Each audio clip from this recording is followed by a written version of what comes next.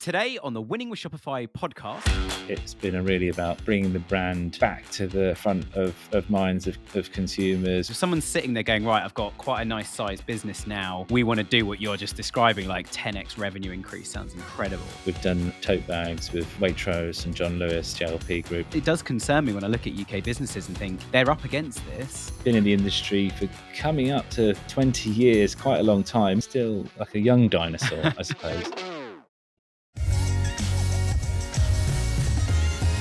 Hello and welcome to another episode of the Winning with Shopify podcast. If it's the first time tuning in, my name's Nick and it's a delight to have you clicking on the brightest, pinkest podcast icon you've ever seen. If you want to know more about how fantastic and effective our branding is, then please do reach out. Happy to introduce our designer. A few of you guys have asked about that. If you're listening to this today and going, this is a bit longer than the last one I listened to, or you're thinking, this is the only one I've listened to, we also do a Tuesday show as well called Nick's Tuesday Tea Break Talks. I'm British. I love drinking tea. So we have a quick chat about all the Shopify news going on that week and things changing. Tuesday coming up, so this is going to be the 14th of November that this episode's going out. On the following Tuesday in a few days' time, I'm going to be talking about SEO and AI at the end of that show. I've had so many questions and emails about it over the last couple of weeks. So we're going to unbox what ChatGPT and Gemini and the Google AI overview and lots of other things are asking for at the moment and ways you can get featured on that. So make sure you tune in on Tuesday. If you haven't already, hit the subscribe button and you can go to our website as well to sign up to our newsletter if you want news sent straight into your inbox. That's wwspodcast.com. So without further ado, I've got a very special guest who's jumped in last minute. So I'm so appreciative of his time. But John, welcome to the show. How are you? Yeah, good. Hi, Nick. Thanks for having me on the show. You gave me at least 24 hours notice, so it's not that short notice. I think it was like I was having dinner last night while we were WhatsApping going like, I'm Nick. Have we met? No. Okay, fine. Do you want to come on the show tomorrow? Chris has recommended you. Yeah. Obviously chairman of your organisation. But thank you so much, John. John, give us a bit of an overview to your background and how you ended up in this amazing business, Lulu Guinness. We joke, we call it Britain's oldest startup. Founded Nice. in 1989 by obviously an amazing creative Lulu Guinness OBE. I've been with the business as CMO for almost a year now. It's been business is on an incredible journey. Huge brand transformation, incredible reach, lots of branding and partnerships, which is then led on to obviously more awareness and more traffic, and then obviously a lot of the digital marketing channels have been really, really scaled. We've introduced new channels across social, which is the biggest growth engine of the business, which is net new TikTok and even Snapchat recently, so targeting a younger demographic than we've ever targeted before. And then, of course, in order to maximize all of that traffic, record traffic, we've been employing, multivariate testing and CRO with a great Shopify app. We'll come onto it, called Kui. And then, obviously, the team working really hard from a brand and creative perspective and utilizing the CDP, which is .digital, which is not just .digital, it's also fresh relevance. So there's, cohesive single customer view across CRM and site with fresh relevance, because they've obviously become one platform. But just to give you a quick intro, so I'm John. I've been as I said, at Lulu for a year, but been in the industry for coming up to 20 years, quite a long time. Feel like still like a young dinosaur, I suppose. I first started in e-com and marketing in 2003 because I was studying computer science, and at the time WAP and e-com was coming to retail with the likes of OS Commerce, and it was really code and dev heavy.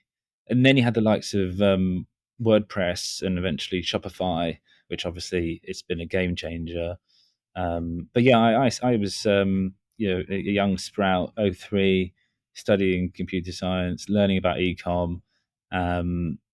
The professor of ecom at Kingston Uni, Jonathan Briggs, he had founded Hyper Island, which just sounded super cool and futuristic, and was working with, actually, ironically, British brands like Paul Smith and Hornby and Scalextrics, and setting up their ecom businesses with his own agency. I think it was called The Other Media. But anyway, this is many, many years ago, and I was working in a designer clothes shop.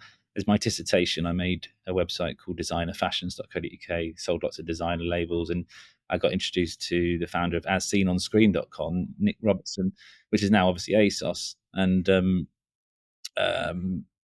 yeah, I finished my degree, joined an agency, was agency side, Big Light in Camden, Kentish Town, for 7 years. Did lots of everything from ecom trading to PPC, paid search, paid social, affiliates. I really gravitated towards affiliates and the people side of the business, and it was all bloggers and content. Anyway, I was at the agency, I say, for 7 years.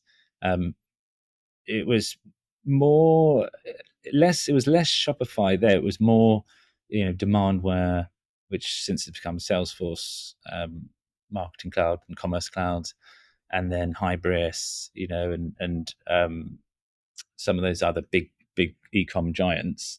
But the Shopify business were looking really exciting, and you could see there was it made getting direct to consumer for retailers and smaller businesses much easier. But obviously now, Shopify is the leader. Yeah. Um, Especially, I mean, even it's just interrupting that, even the payment gateway. I mean, yeah, I've been in the industry 18 years, so when you said I've been in the industry a while, I was thinking like, come on, is it slightly longer than me? So you can take the credit today. But I think with Shopify, even just making the checkout, you mentioned OS commerce.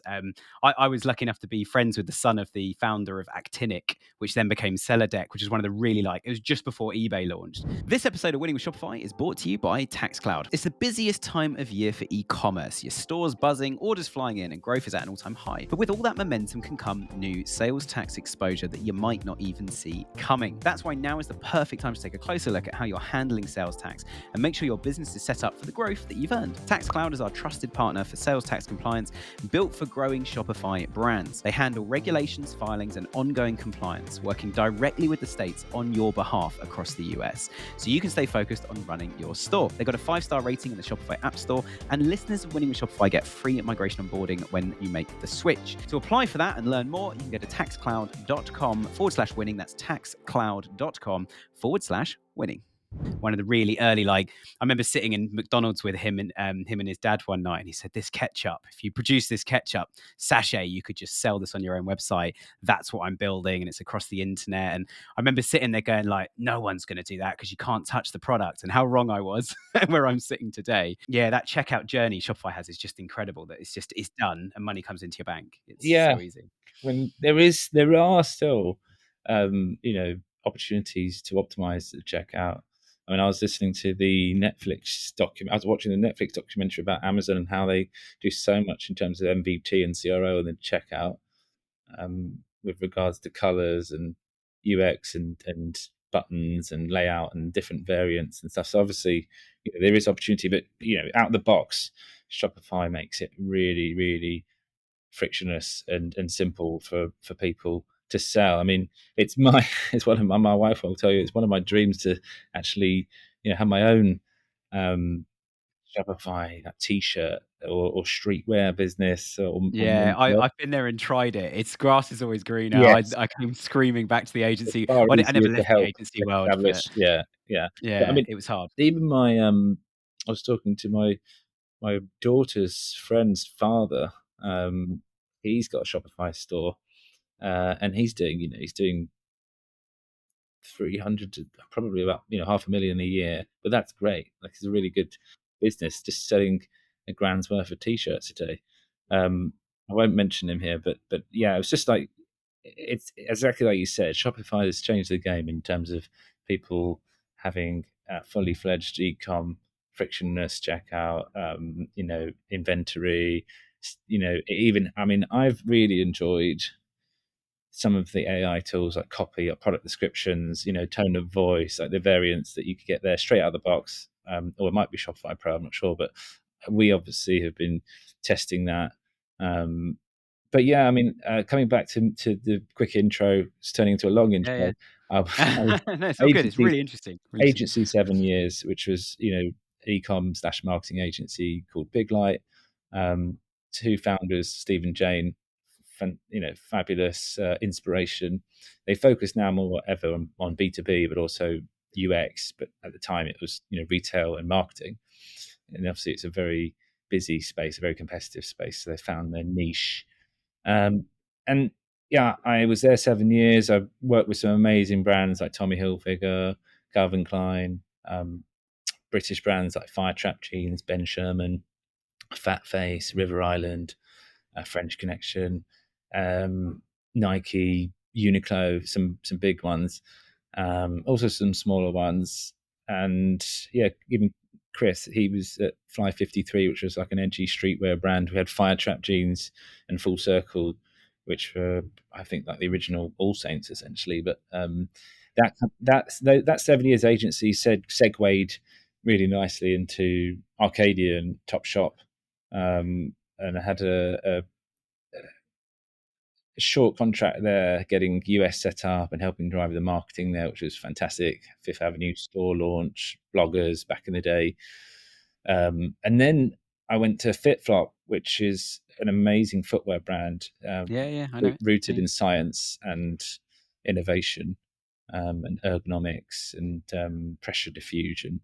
And that was founded by a female founder, Marcia Kilgore. She's absolutely amazing, really inspirational as well, and has since gone on to produce amazing brands like Soap and Glory, which was sold to Boots, and also Beauty Pie, which is one of the big challenges for the beauty subscription, if not leaders now, for beauty subscription. Anyway, yeah, I was head of digital marketing there and grew the team, did some incredible stuff, launching into Europe, France, Germany, Italy, Spain, and US. I think it was 5.5 years, and then pandemic, very surreal time, but ended up getting a remote job in New York, leading the digital team there, which was amazing. And after 3 months, moved to the Netherlands office, where I got promoted to the global director of e-com and marketing. So that was that was a surreal time, because obviously we had immense growth through e-com and digital because everyone was at home and had nothing better to do than buy jeans and t-shirts and baseball caps, and of course, They're not spending any money on petrol anymore, so yeah, no, go shopping. yeah, Yeah. yeah, and also we'd come up with a fantastic plan to sign Snoop Dogg and launch in the US, and we had the halftime show with Dr. Dre and Eminem wearing G-Star Raw jeans, and that whole campaign was a real global campaign. I worked with the teams in Japan to do the famous crossing there with out of home with sound. And it's the first time I've ever done audio on a crossing, with out of home in Japan, which is again in the pandemic, very surreal. And then also, yeah, growing the European base. But yeah, after G Star, I did some consultancy and then joined Urban Outfitters as the director of marketing.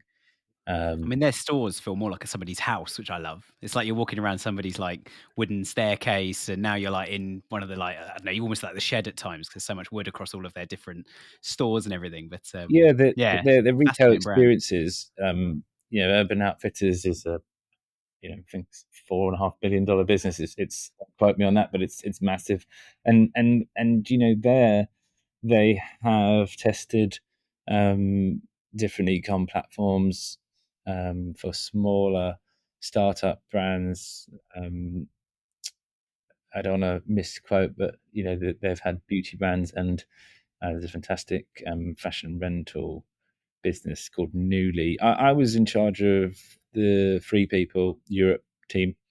We saw incredible growth there, not on Shopify or any of the other well-known e-com platforms, but more of a bespoke variant of one of the big guys. I won't say who, but So we're not affiliated with anyone here. We're fine. no, yeah, but it was a Yeah. very big organisation, but also quite small in terms of areas. So, for example, you know, customer insights and analytics had its own team, which grew very quickly. And obviously, we had different team members for brand and digital. But there was regular insights from the digital and real world space, which would help inform and make business decisions, which would be communicated. And obviously, digital really fast growing and has done across all of the brands within the group. But yeah, fantastic time there. Um, just over 2 years, and then um, joined the Lulu Guinness team, and we've been really pushing the boundaries in all of the digital space. Um, you know, as I mentioned, it's been really about bringing the brand back to the front of minds of consumers. We spent a lot of time crafting culturally relevant partnerships. We've done um, they're everywhere. We've done tote bags with Waitrose and John Lewis JLP Group, and Oh wow, um, that's cool. those tote bags have been phenomenal in terms of new customer acquisition. You know, ads on Meta, and as I mentioned, we have TikTok. Not to mention 500,000 followers on Pinterest, and then a recent, Pinterest is a dark horse, isn't it? We maybe we'll talk about it a bit if we've got time. But yeah, it's a bit of yeah, a dark horse. I find yeah. But I mean, it's good. they're Pinterest obviously CPC channel, so more akin to Google. But yeah, we can come back on that. But yeah, I mean, the business has seen fantastic growth, 10x revenue growth, last month versus the year, and 30% increase in new customers. A lot of the success has been from the tote, but also new categories like jewelry and luggage has performed extremely well. And there's a new collection, a cosmic collection, which has just launched, which has performed really, really well. And it's been utilizing the creative shoots and the assets and the videos and servicing those in a really obviously efficient way, so that they don't make the user spend a lot of time waiting for it to load.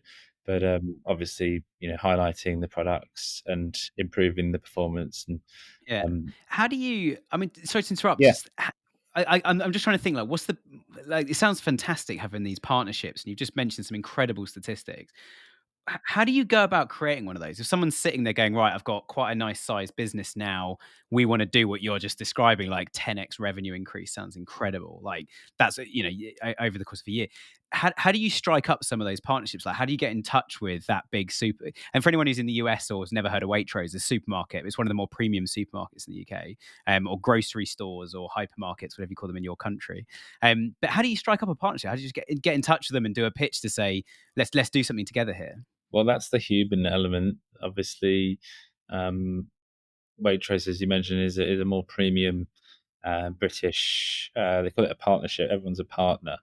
Um, so I think they were already doing designer bags. They've got several other designers that they work with, but obviously, the conversation. This is the human element of what we do behind digital and e-com and marketing is those conversations which were open minded and encouraging, um, which have enabled us to push into obviously huge footfalls in uh, retail and food.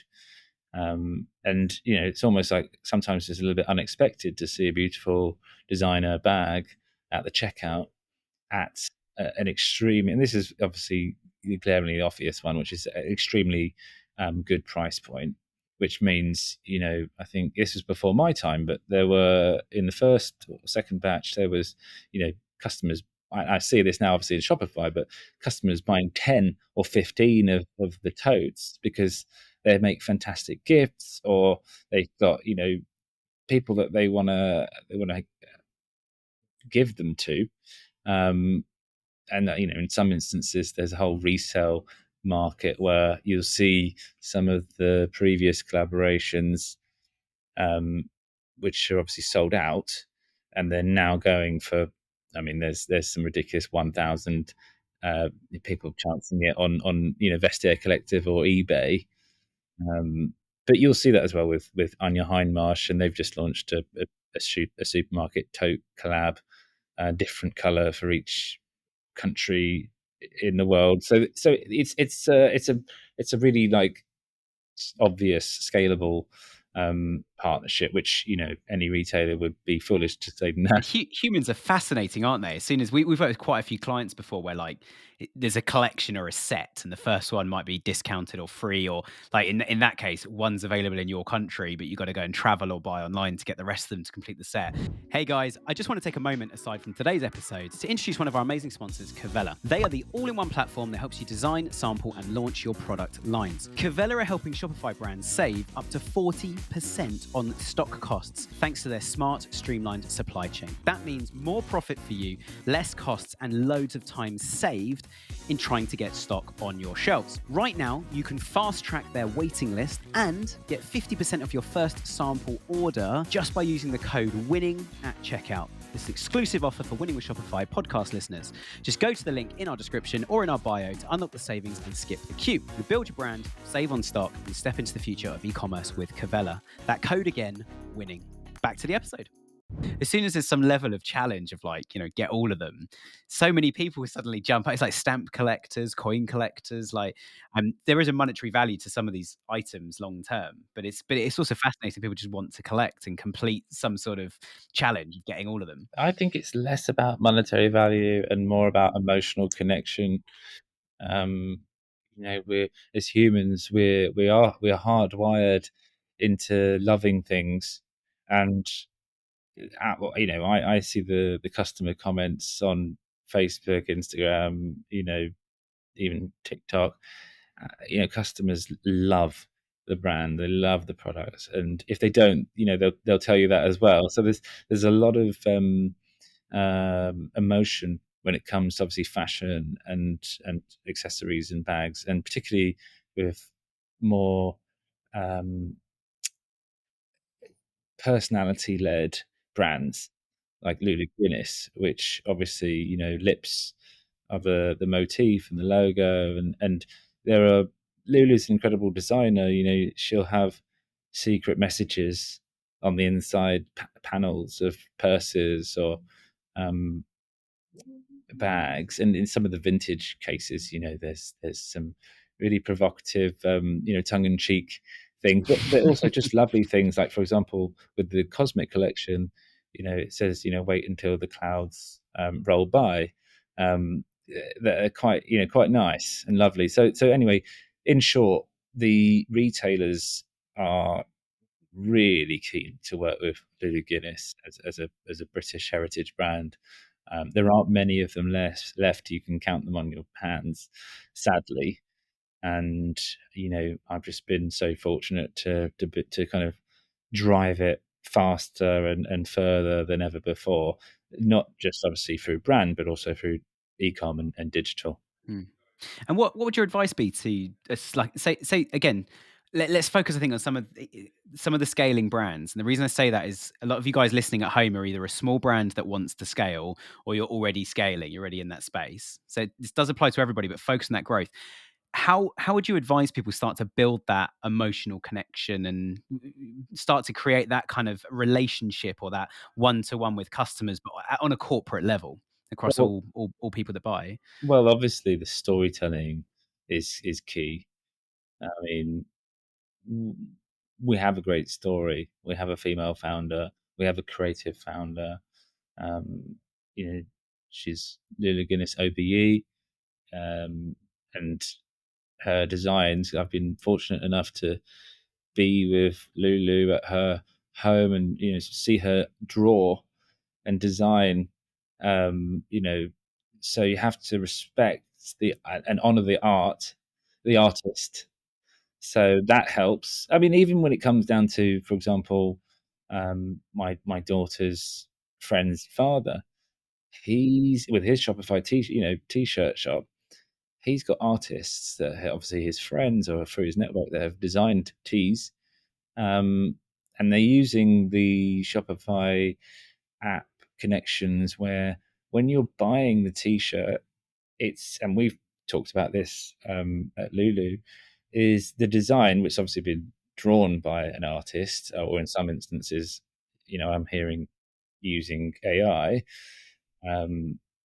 is it's then printed immediately after you've purchased and then picked and packed, same day, next day delivery is with you, or in some instances, it's like, um, yeah, it's amazing how efficient that kind of art, creative, and tech world has become, and it's just how quickly can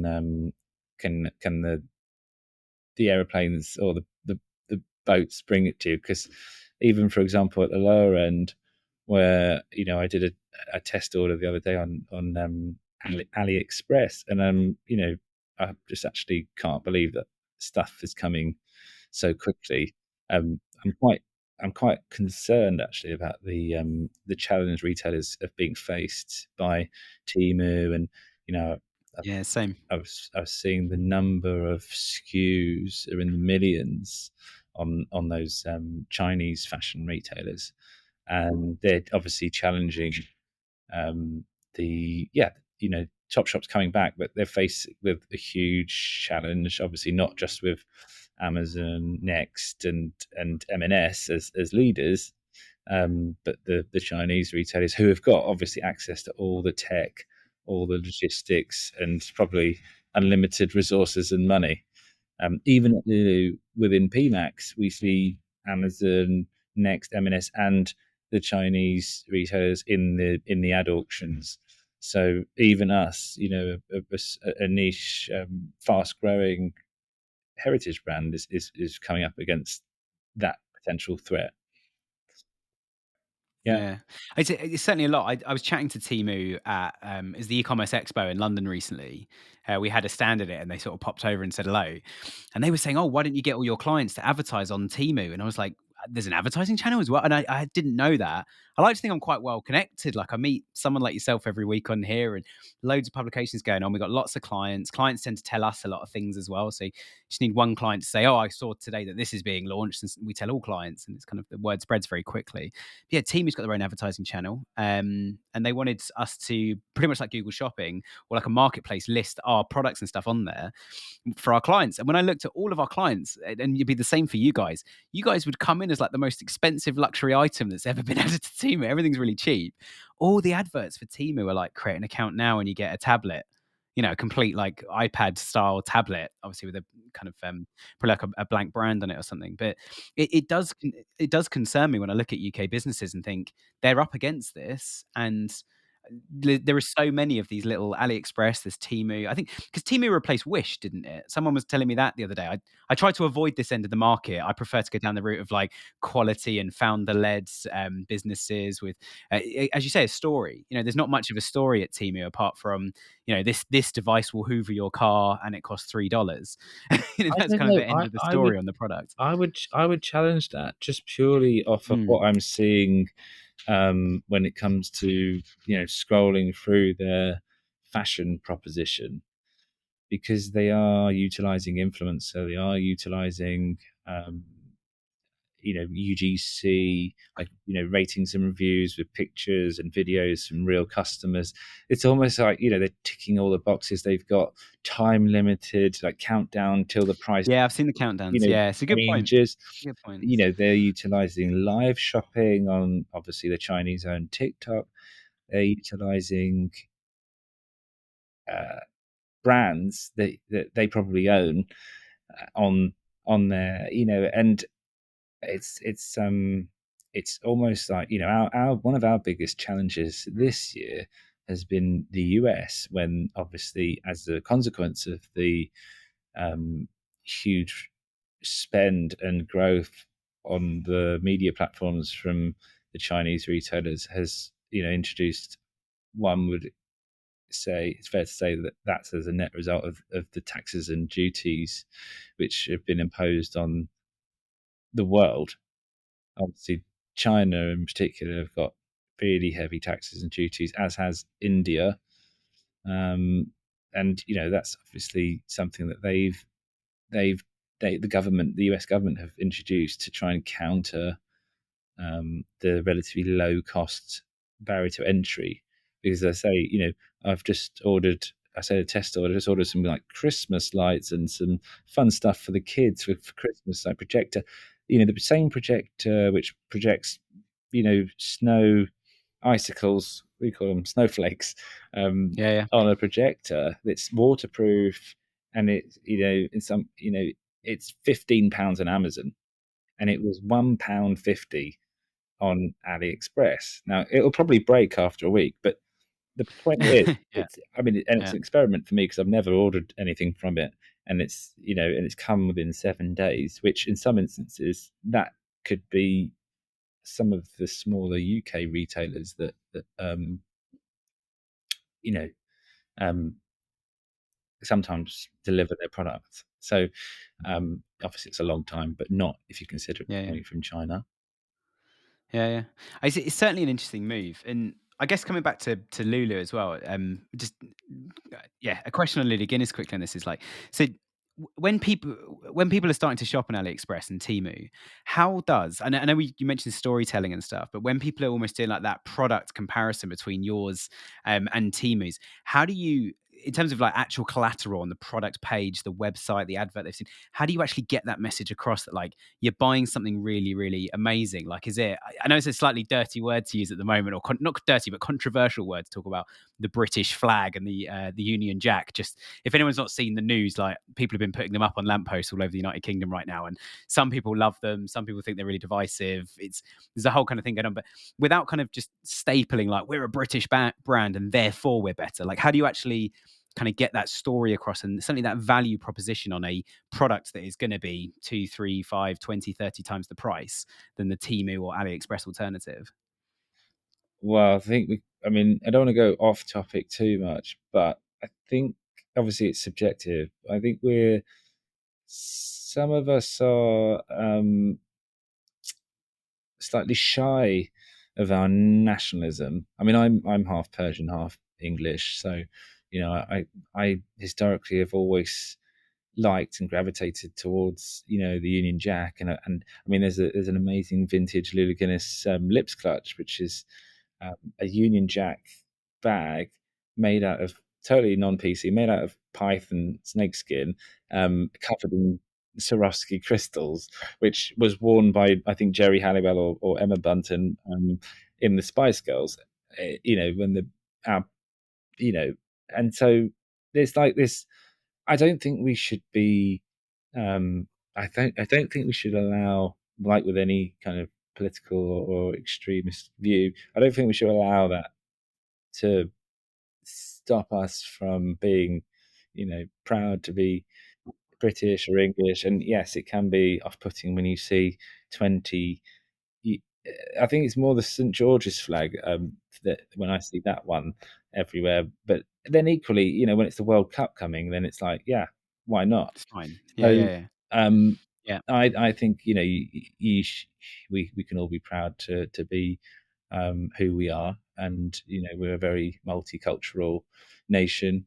We've welcomed lots of nationals in our arms. I even say, and these are my thoughts and my thoughts alone. So I say to my mum, like, don't read what you read, don't believe everything you read in the press. There's a lot of negativity about, you know, nationalism, and I mean, in yeah. the Because day, the negativity sells the newspaper, doesn't it, as it well? does, And I think it that's does. an But important anyway, point. Yeah. coming back to your point, let's come back to the e-com. So on the Yeah. e-com side of things, we've obviously I mentioned a lot of experimentation, but we've also just some things you have are a hypothesis, and some things you just do. So we didn't have ratings and reviews before I joined. We did an RFP. We got Yacht PO on board. We got immediately. I think we had 4,000 5-star reviews within 24 hours of launch, which was Wow. I think a Well record. done. And that Yeah, that's amazing. obviously is as a consequence of the love for the products and the brand. Um, we didn't at the time. We didn't even have an incentive for people to, um, upload a picture or send a review. They just did it because they wanted to, and they wanted to share their advocacy for the product and the brands. And then obviously for the products and the brand. And then we then obviously have utilized those on paid search with the star ratings, which has been great for click-through rates and conversion rates. And then obviously it's like, how do we layer that into the loyalty program, which was Loyalty Line? We then upgraded. I say upgraded because we felt as though it was an upgrade to integrate ratings and reviews with loyalty. And so we launched Yacht PO Loyalties, which is Club Lulu, which took inspiration from when I pitched it internally, a combination of like the British Airways Avios, which I think they've actually turned it into British Airways Club or Club British Airways now. But you had at the time the executive club, so it was earning points, but we wanted to make customers feel really special, and we wanted to also extend for members access to selected brand partners. And so that obviously helps segue great conversations with retailers. And also, we all know fashion and food has gone hand in hand for the last 3 or 4 seasons at least. So we did a fantastic pop-up cafe with the bags, the iconic bags and biscuits at the Biscuiteers in Notting Hill, which there was immediate synergy. And beautiful tin designed by Lulu herself, hand drawn, and taken to market really quickly. All the biscuits are handmade, and obviously the bags were shown off proudly to press and influencers. That was for the launch of London Fashion Week. So then obviously you've got lots of people seeing it and lots of press picking up on it. And of course, the press have evolved into a digital affiliate context. So they're all getting commissions on any products that they sell through the links. So they're incentivized. And then obviously that segues and snowballs into more organic PR, which then could potentially be improving our SEO, which leads me on to, our focus on, upping our SEO. Because of course, like most businesses, our hyper growth has been driven by paid media, as well as obviously all the tech and the product and the platforms. But we can't forget, SEO, and even now, as we look to the future, it's like, does SEO become more important than ever before, given the future? And I'm not talking about just the immediate future, but the next 5 to 10 years, when personal assistants like Siri or Alexa are, driving your consumer decisions or even your purchases for you. There's a Shopify integration with ChatGPT. So, of course, if you're in P1 for, say, designer tote bags, Yep. then Yeah. We're the doing loads of that. Obviously, I run an SEO agency, so yeah, we're doing loads of GEO. Hence the signpost I mentioned earlier for everyone as well. Like, if you missed the intro bit, Tuesday, definitely listen to my Tuesday episode, 'cause I'm going to unpack some of the things that like ChatGPT and Google AI overview and stuff are looking for. But thank you so much for that, John. I think that it's almost like a second amazing answer to my earlier question of like, how do you build those brand partnerships? And as you say, actually calling the loyalty program something very intentional then goes, we've got a similar loyalty program to you, and you can knock on the door of a load of other big brands and start to start to have some good interaction with those as well. Um, bringing things down into land, what would you say to retailers at the moment, both small, medium, large, people that are growing? What would you say are some of the big things that you are focused on at the moment, that Lulu Guinness are focused on, that all retailers need to be thinking about? Given that we're two weeks, I think it is, from Black Friday at the moment, and Christmas is then straight away afterwards, and then we're into kind of a lot of people have a trough in January, where things really start to fall apart. What are you guys focused on at the moment? What are some of the things you're like, you've got to double down on these things right now? Obviously, AI is definitely one of them, but what other things are you saying to, or would you say to retailers to really focus on? well, I think the extent of discounting in the past has been far too deep. I think that you don't, if you don't need to discount, then don't. And utilize your CRM or loyalty platforms to make that, that's the value exchange. For me, the future vision for Club Lulu should be that all incentives or early access to product drops, collections, sales, Black Friday should all be only if you're part of the club. Yeah. Club And that's all members value without discount, which I Numbers, love. Yeah. yeah, club members should get that ahead of anyone else, and anyone else maybe shouldn't get access to it. I mean, we're avoiding, placing too much importance on Black Friday, Cyber Monday. Of course, there are some big numbers to hit, and the team have got fantastic product plan and trading plan, but really, we're looking to normalize the sales curve over the next. We want to lean more into gifting, into party, and that kind of point of difference that you can't get our bags anywhere else, unless they're a dupe or a replica from one of the Chinese retailers. But it's also like having an all year round proposition. um, Obviously, for smaller businesses, I would say, even 20 or 30% off everything is enough. I see far too many big retailers from fast fashion doing 70, 75. I think it was crazy, 80 or 90% off Boohoo or Misguided last year. So, I mean, and that's basically they're effectively competing with the Temus and Mm. um, Yeah, yeah. the Chinese. But I always say to brands, whatever you discount down to, that's the value that your customers will always remember now. Because they'll come back and say, "Well, hang on a minute, I bought this shirt for £20. Why are you now trying to charge me 80 for it? I bought it for 20 on Black Friday, so I'll just wait till November, and if there isn't a sale, I just won't buy one." Well, So you've you wearing? devalued the stock. I think you're wearing a Superdry shirt.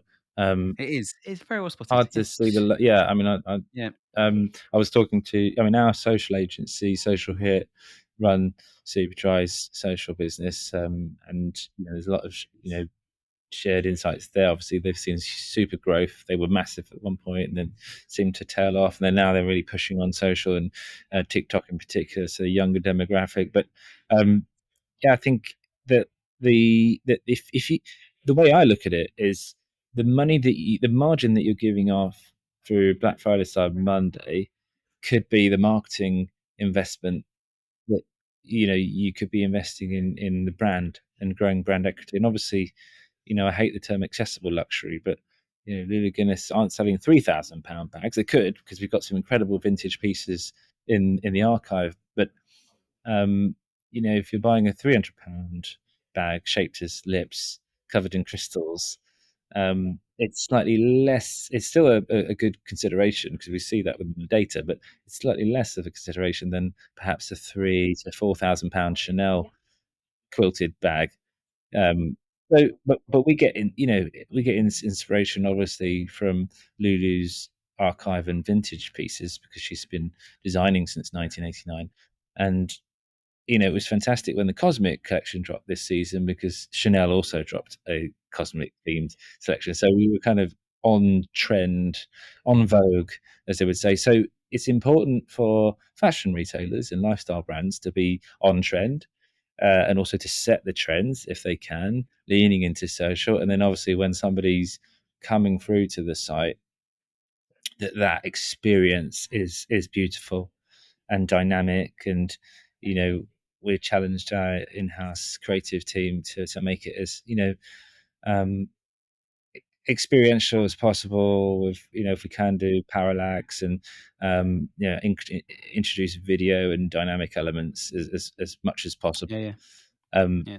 so yeah, Amazing. Well, no, thank you so much for that. And final question. And again, massive thank you to John. If you missed the beginning bit, John's had less than 24 hours notice for this. So thank you so much, John. I appreciate your time. And if people want to check out Lulu Guinness or reach out to you, what's the best way for people to get in touch or follow what's going on? yeah. I mean, anyone can connect with me on LinkedIn.